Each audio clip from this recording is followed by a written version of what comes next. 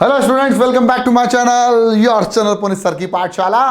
और आज बात करने जा रहे हैं क्लास 9 का चैप्टर नंबर 5 मैथमेटिक्स में इंट्रोडक्शन टू यूक्लिड्स ज्योमेट्री का लेक्चर नंबर 2। तो जैसे कि आप हेडिंग देख रहे हैं, आज हम बात करने जा रहे हैं यूक्लिड्स के पोस्टुलेट की। तो बिना देरी किए इस लेक्चर को शुरू करते हैं मेरे प्यारे बच्चों। आज हम बात करेंगे यूक्लिड्स पोस्टुलेट की। सबसे पहले पोस्टुलेट क्या होते हैं?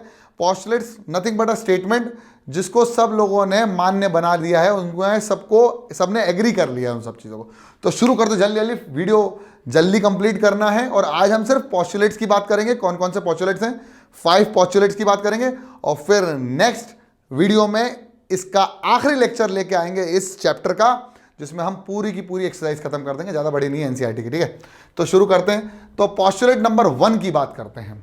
अब सबसे पहली चीज़ जो मैं यहाँ लिखने वाला हूँ, जो मैं दिखाने वाला हूँ आप लोगों को, बिल्कुल बहुत इंपॉर्टेंट पॉइंट्स हैं। उन सब पॉइंट्स को नोट करते चलना। और सबसे पहली बात ही वो पॉइंट है कि भैया क्या करो, कंसीडर अ पॉइंट। एक पॉइंट ले लो, ठीक है। पॉइंट ले लिया तो ले लेते हैं भाई साहब। तो हमने एक पॉइंट ले लिया ए, फिर हमने एक और पॉइंट ले लिया बी, तो ठीक है, कंसीडर अनदर पॉइंट बी, तो हमने एक और पॉइंट ले लिया। अब क्या करना है? क्या मैं एक लाइन ड्रॉ कर सकता हूं इन दोनों पॉइंट्स को ज्वाइन करते हुए? बिल्कुल हाँ सर, कर सकते हैं। तो क्या सवाल है, can we draw a line passing through A and B? Yes और नो? आपको जवाब देना है यस यस सर। तो कर दी सर, लाइन आपका यस भी आ गया है। Now consider another point C, और एक और पॉइंट सी ले लिया और एक और पॉइंट डी ले लिया, दोनों पॉइंट ले लिए। क्या हम इन दोनों को भी ज्वाइन करते हुए एक लाइन सेगमेंट बना सकते हैं? लाइन बना सकते हैं, सेगमेंट नहीं, लाइन बना सकते हैं। क्या हम बना सकते हैं? आपका आंसर होगा जी सर, बिल्कुल हम बना सकते हैं। तो बना दो। पोस्टुलेट नंबर 1 क्या कहता है? वो कहता है so we can conclude from any point a straight line can be drawn to another point. मतलब दो पॉइंट को ज्वाइन करके हम एक लाइन बना सकते हैं, चाहे वो पॉइंट कैसे भी हो और कहीं पर भी हो। दो पॉइंट हैं, मिनिमम 2 पॉइंट की रिक्वायरमेंट है एक लाइन बनाने के लिए। एक पॉइंट से लाइन नहीं बनती, हम एक पॉइंट से लाइन पासेस हो सकती हैं। 2 पॉइंट लिए, उन दोनों को ज्वाइन किया, लाइन बन सकती है। वो यही बोल रहा है। So we can conclude from any point a straight line can be drawn to another point. This was a straight line may be drawn from any one point to any other point. ठीक है, समझ में आ गया। Postulate number 2 की बात करते हैं। Postulate number 2, a terminated line can B produce indefinitely. Indefinitely का मतलब होता है इनफाइनाइटली। समझे? तो मैं इनफाइनाइटली लिखने वाला था, लेकिन कोई बात नहीं। तो हमने कहा कि 2 पॉइंट ले लिए। 2 पॉइंट कौन है? ए और बी। तो हम लेने वाले हैं। अब टर्मिनेटेड का मतलब क्या होता है? टर्मिनेटेड का मतलब क्या होता है वो समझ लो। टर्मिनेट का मतलब होता है जो खत्म हो चुका है, जिसका कार्यकाल खत्म हो चुका है। जैसे नौकरी से टर्मिनेट कर दिया जाता है लोगों को, ये लेक्चर टर्मिनेट होने वाला है, ये बैचेस टर्मिनेट होने वाले, बोलते हैं भाई खत्म होने वाले, मतलब हाँ कंप्लीटली खत्म हो जाती है। तो जो चीज़ हमेशा के लिए रुक जाती है उसको हम क्या बोलते हैं? टर्मिनेटेड। ठीक है। अब हमने 2 पॉइंट लिए, उन दोनों पॉइंट्स को ज्वाइन करते हुए एक लाइन सेगमेंट ड्रॉ करी। तो कंसीडर अ सेगमेंट। सेगमेंट मतलब पार्ट। सेगमेंट का मतलब क्या होता है? Part of a line is called line segment. तो हमने ए भी एक लाइन सेगमेंट ड्रॉ कर दी, और हमने कहा कि क्या ऐसा पॉसिबिलिटी है, पोस्टुलेट नंबर 2 यही बोलता है, क्या ऐसा पॉसिबिलिटी कि हम इस पूरी लाइन को आगे की तरफ इनफाइनाइटली आगे बढ़ा सकते हैं? तो वही बोल रहा है terminated line can B produce. तो हम इसको दोनों तरफ आगे की तरफ कैन बी प्रोड्यूस इनफाइनाइटली, आगे की तरफ इनफाइनाइटली एक्सटेंड कर सकते हैं from both the sides, because line can exceed in 2 direction. मतलब वो बाई डायरेक्शनल होती है, यूनिडायरेक्शनल नहीं हो। यूनिडायरेक्शनल मतलब एक ही डायरेक्शन में आगे बढ़े उसको बोलते हैं रे। एक ही डायरेक्शन में जो आगे बढ़ती है उसको हम बोलते हैं रे। और जो दोनों डायरेक्शन में आगे बढ़े, जैसे इस पॉइंट से एक चीज़ आगे बढ़ रही है तो उसको हम बोलेंगे रे। लेकिन अगर दोनों साइड से या दोनों क्या बोल सकते हैं, डायरेक्शन से अगर आगे बढ़ती है तो उसको हम बोलते हैं लाइन। ठीक है। तो इसको इनफाइनाइटली हम आगे बढ़ा सकते हैं। तो वो सेकेंड पोस्टुलेट यही कहता है। थर्ड इंपॉर्टेंट है, थर्ड भी बात कर लेते हैं। ठीक है। तो थर्ड पोस्टुलेट क्या कहता है? हाँ, फिर से एक पॉइंट लो, बहुत बढ़िया, सर्कल वाला है मेरे ख्याल से। हाँ, एक पॉइंट लिया ए। अब क्या कह रहा है, सुनना ध्यान से, देखना, बहुत इंपॉर्टेंट है। Can we draw any segment from point A? क्या हम एक सेगमेंट बना सकते हैं, लाइन सेगमेंट? तो बना सकते हैं। तो हमने लाइन सेगमेंट बना दी। यस सर, बना दीजिए, बी तक बना दी, बहुत बढ़िया। अब वो सवाल जो पूछ रहा है उसका जवाब आपको देना है। Can we draw a circle considering A B as a radius, considering A as a centre and A B as a radius? Yes, A को सेंटर मानते हुए क्या हम एक सर्कल ड्रॉ कर सकते हैं? क्या हम एक सर्कल ड्रॉ कर सकते हैं? बिल्कुल सर, कर सकते हैं, कर दीजिए। तो कर देते हैं। हमने यहाँ पर एक सर्कल ड्रॉ कर दिया, ये सर्कल ड्रॉ कर दिया और इसको मैं मिटा देता हूँ, है ना, नहीं तो आपको कन्फ्यूजन हो जाएगा। हाँ, ये सर्कल हमने ड्रॉ कर दिया, ठीक है। अब वो ये बोल रहा है कि एक और पॉइंट ले लो, एक और पॉइंट ले लो, सी, कंसीडर अ पॉइंट सी, सी ले लिया पॉइंट। अब हमने एक और सेगमेंट बना दी, सी डी यानी लाइन सेगमेंट बना दी, तो सी डी एक और लाइन सेगमेंट बना दी, यस, ये रहा। अब इसके बाद क्या हम सी को सेंटर मानते हुए डी सी डी को रेडियस लेकर एक और सर्कल खींच सकते हैं? बिल्कुल खींच सकते हैं। Can we draw a circle considering C as a centre and C D as a radius? C as a centre and C D as a radius, yes absolutely. तो हम बना देते हैं एक सर्कल, ये बन गया सर्कल, ए से बी में बन गया, इस पे बन गया, बहुत बढ़िया। अब इंपॉर्टेंट ये, thus the circle can be drawn with any center and any radius। किसी को भी सेंटर, किसी भी पॉइंट को सेंटर मानते हुए हम एक सर्कल ड्रॉ कर सकते हैं और वो रेडियस की लेंथ कितनी भी हो सकती है। ये है हमारा पोस्टुलेट नंबर 3, वेरी इंपॉर्टेंट। अगला है a circle can be drawn with any centre and any radius, जिसका मेजरमेंट कुछ भी हो सकता है ना। हम बात करते हैं पोस्टुलेट नंबर 4। पोस्टुलेट नंबर 4 भी बहुत अच्छा है कि सारे राइट एंगल्स इक्वल लेंथ के होते, इक्वल एंगल के होते हैं, इक्वल डिग्री होता है, उनका मैग्नीट्यूड सेम होता है। All right angles are equal to one another.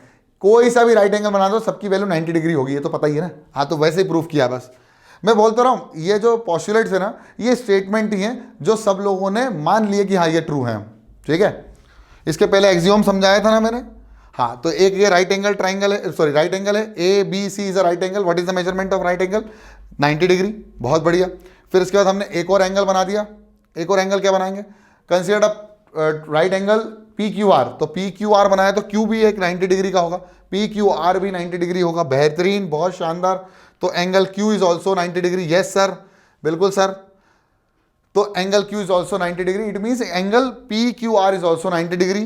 तो क्या ये दोनों बराबर है? हाँ sir, angle B equal to angle Q, तो इसका मतलब both right angles are equal, चाहे वो कहीं पर भी बने हो।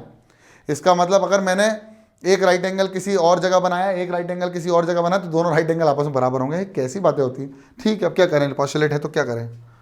ठीक है, आखिरी वाला सबसे इंपॉर्टेंट है और थोड़ा टिपिकल भी है ना। तो जैसे एक स्क्वायर के अंदर, रेक्टेंगल के अंदर सारे राइट एंगल्स कैसे होते हैं? बराबर होते हैं ना। हाँ, तो सारे बराबर होते हैं। So that is the reason why all the angles of square are right angle and also they are equal to each other. So it means that all the angles of square and rectangles are equal to each other, that is equal to 90 degree. बहुत बढ़िया sir. Next बात कर लेते हैं next postulate की। Postulate all right angles are equal. अब बात करते हैं postulate number 5, very important statement that will be written on the board, और बहुत आराम से समझ में आना चाहिए। मैं कोशिश करूंगा, आप लोगों को ध्यान देना है सिर्फ बोर्ड पर, ठीक है। चलो शुरू करते हैं। तो ये स्टेटमेंट है, बहुत इंपॉर्टेंट स्टेटमेंट है, आपको इसको एक बार अच्छे से रीड करना है और वन बाय वन को समझना है। अगर मान लीजिए मैंने दो लाइन बनाई, वो ये बोल रहा है a straight line falling on two straight lines makes the interior angles on the same side of it taken together less than two right angles, then two straight line is produced indefinitely or infinitely meet on that side on which the angles are less than two right angles। अब आप बोलोगे sir ये क्या कह डाला, बताते हैं। मान लीजिए यहां पर एक लाइन ये है और एक लाइन ये है, ठीक है। दोनों लाइन अलग अलग हैं और दोनों लाइन पैरेलल नहीं है, ये ध्यान रखना है ना, तो ज़्यादा इजीली समझ में आएगा तुमको। और अगर मैंने एक और लाइन इंटरसेक्ट करती हुई इन दोनों पर बना दी, मान लो वो दोनों P और Q पॉइंट पर मीट कर रहे हैं, ठीक है, तो हमने ये P और Q पॉइंट बना दिया। अब इंपॉर्टेंट बात यह है कि if straight line falling two straight line makes the interior angle. अब एक ये स्ट्रेट लाइन थी, ये एक स्ट्रेट लाइन थी, तो यहां पर टू स्ट्रेट लाइन तो ये हो गई, एक और ये दो, और उस पर एक और लाइन फॉलो कर रही है, तो वो है ये वाली लाइन, ठीक है ना। समझ में आ रही बात? हाँ ठीक है। Makes the interior angles on the same side. अब इंटीरियर एंगल्स कौन से होंगे? एक तो ये वाला एंगल होगा और एक ये वाला एंगल होगा। हमने कह दिया एंगल 1 और ये हो गया एंगल 2, और एक और इंटीरियर बन रहा है पेयर एंगल 3 और एंगल 4। समझ में आया? हाँ सर समझ में आ गया। तो वो बोल रहा है interior angles on the same side of it taken together. अब इन दोनों को साथ में लेना है और चेक करना है कि एंगल 1 और एंगल 2 का सम, एंगल 1 और एंगल 2 का सम क्या बोल रहा है?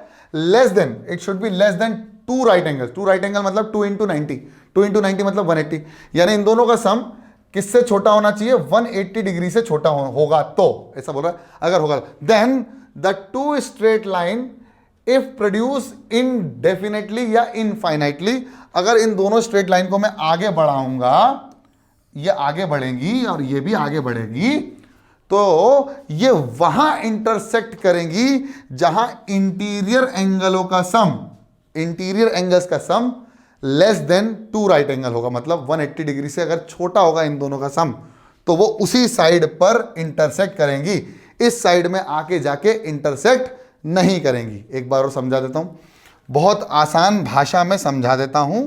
मेरे को ऐसा लगता है कि आसान भाषा यही थी जो एक एक पढ़ के मैंने आपको समझा दिया, लेकिन अब कोशिश करता हूं एनिमेशन के थ्रू।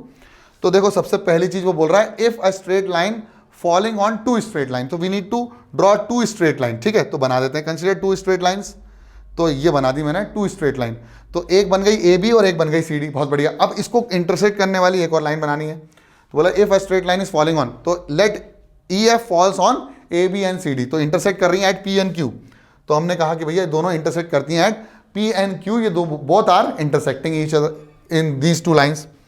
तो ये P और Q पर इंटरसेक्ट कर गई। बहुत बढ़िया। अब इसके इंटीरियर एंगल्स बन रहे हैं, कौन कौन से बनेंगे सोचो।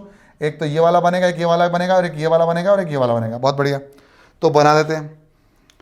तो there are two interior angles which will be made, एक इधर वाले साइड में, देखो ये बन गए पीले कलर से, और एक इधर वाले, तो दोनों साइड बनेंगे एक्चुअली, दोनों इंटीरियर एंगल्स बनेंगे, है ना। तो एक ये वाला भी बनेगा और एक ये वाला बनेगा, एक येलो है और एक थोड़ा लाइट है। तो आपको ये समझना है, ध्यान से देखना, taken together less than two right angles, two right angles मतलब 2 into 90 degree, and 2 into 90 degree is it will be 180 degree. तो 2 into 90 degree is equal to 180 degree, तो 2 into 90 डिग्री।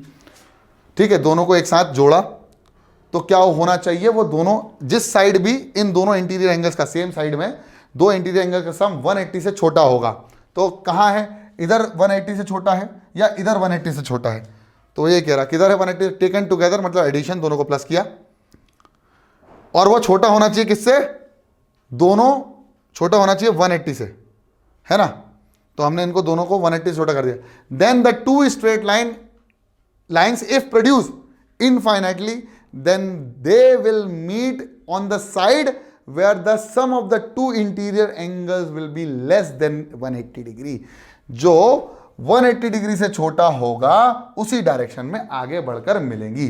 अब इसका एक कॉन्सेप्ट बता दूंगा मैं, जो इसमें छुपा हुआ है लेकिन बताया नहीं है। तो भैया इनको आगे बढ़ाने पर इन दोनों का सम कितना था, 180 से छोटा था, तो ये उस जगह मिली। अब सोचो, अगर इन दोनों का सम 180 से बड़ा हो जाता तो ये आगे इसलिए नहीं मिलती क्योंकि यहाँ ट्राइंगल बन रहा है और इस साइड ट्राइंगल बनता। ट्राइंगल के तीनों एंगलों का सम कितना होता है, ट्राइंगल के तीनों एंगल का सम कितना होता है, ट्राइंगल के तीनों एंगलों का सम 180 डिग्री होता है। अब जब दो ही एंगल मिलकर 180 डिग्री बना देंगे तो ट्राइंगल आगे बढ़ाने पर पॉसिबल बनेगा ही नहीं। अब देखो यहां नहीं बन पाएगा ट्राइंगल, आगे बढ़ने पर ये ट्राइंगल कभी नहीं मिलेगा। तो इसका मतलब ट्राइंगल किस साइड बनेगा, इस साइड, जहां पर दो एंगलों का सम लेस देन 180 डिग्री होगा, तो वो उसी डायरेक्शन में उसी साइड पर दोनों मिलेंगी, तो एस पॉइंट पर दोनों मिल जाएंगी। तो वो यही कह रहे थे। तो मेरे ख्याल से ये सारे पोस्टुलेट मैंने आपको बहुत खूबसूरती से समझा दिया। आई होप आपको लेक्चर समझ में आ गया। लेक्चर समझ में आ गया तो पसंद आ गया, पसंद आ गया तो लाइक कर दो। और मैं बताने जा रहा हूँ उस बच्चे का नाम जिसने है ना अभी कमेंट किया था, और मैं उसका कमेंट रीड करने जा रहा हूँ। वो बच्चा बड़ा खुश होगा। मैंने उसको बोला था कि मैं ना एक्चुअली कितनी 11 बजे तक आपको अपलोड करके दे दूँगा। तो उसने बोला ठीक है, मैं देखता हूँ उसने क्या बोला। एक्चुअली मैंने रिप्लाई तो किया था, आई हैव रिस्पॉन्डेड। तो व्यू रिप्लाई देखते हैं। सर यूक्लिड्स का नेक्स्ट चैप्टर प्लीज़ जल्दी अपलोड कर दिए, यूक्लिड का नेक्स्ट पार्ट। तो मैंने कहा today it will be uploaded at 11 PM, stay tune. और मैंने इसको अभी कमेंट किया था। इस बच्चे का नाम है जोशिम हुसैन। ठीक है, तो आई होप बेटा मैंने आपके लिए आगे इस लेक्चर को कंप्लीट कर दिया है, पोस्टुलेट समझा दिए हैं। अब हम बात करेंगे एक्सरसाइज की। आई होप लेक्चर समझ में आ गया। लेक्चर समझ में आ गया तो पसंद आ गया तो लाइक कर दो, चैनल में नए हो तो सब्सक्राइब कर दो, वो लाल वाला बटन है उसको दबा दो, कुछ भी कर दो यार, स्क्वायर कर दो, क्यूब कर दो, ×4 कर दो, I don't have any problem, बस क्लिक कर दो। तब तक के लिए पढ़ते रहो और बढ़ते रहो और देखते रहो पुनीत सर की पाठशाला। जय हिंद।